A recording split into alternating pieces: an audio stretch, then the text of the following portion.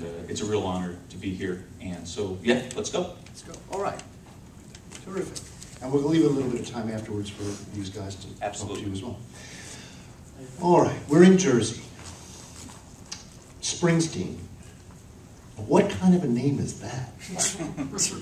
I mean, Springsteen, Van Zandt. I mean, these are a bunch of Dutch guys, right? So they're Dutch masters, Panatellas.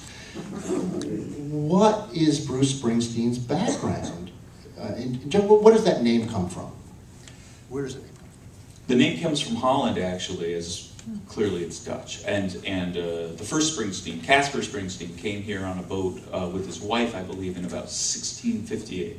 Came to the United States, landed, I like to think at Plymouth Rock. That may not be 100% true, but in the Springsteen world, that's a story worth telling. So, but Springsteens themselves have been in Monmouth County, New Jersey, since the late 17th century.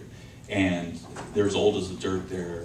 They tilled the land as agrarian workers for years. There was, John Springsteen served in the Revolutionary War. He's got people that were in the Civil War. The Garrity family, who is down his maternal mother, his grandmother's side of the family. I think it was John Garrity who served in the Civil War and bought this house on Randolph Street in New Jersey, or in Freehold just after the war, and settled down with his wife and raised a variety of children. Down that line came Bruce's grandmother, and she married a fellow named Fred Springsteen from the Dutch family, the Dutch side. And they ended up, Fred became a radio technician. Alice was a housewife.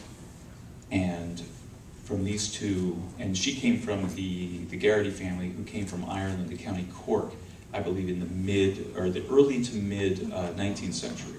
And they brought with them a seed from a beech tree, which when Mr. Garrity bought the house, his wife planted in the dirt. And the tree grew in front of this house on Randolph Street, where generations of Springsteens grew up, including once his father and mother, who came from the Zerilli family, who came with the European migration from Italy in the early 20th century. Bruce grew up in this house, and where the tree thrived until about 6 years ago, when the city of, well, actually it was the St. Rose of Lima church, plowed it over to build a parking lot where Bruce's old house had been. And so in other words, the interesting thing to me is that Bruce, in his bloodstream, carries both of the essential American stories. The Pilgrims, who came 150 years before there was a Constitution and a country, or the United States, and these European, Italian immigrants who came with their blood on fire, sort of ready to, make their stand in the New World. And all these things came together in the form of Bruce, and it was a very, and a lot of that you can hear radiate down through his music, both of those experiences. Well, that's what I want to ask you next, actually, is this something that's very important to him, his understanding of these two strands? I mean, he's the all-American boy in many respects, and comes across with his music. Is that important to him? And quite apart from that, what effect do you see, as having studied him so closely and so well, do you see in his art?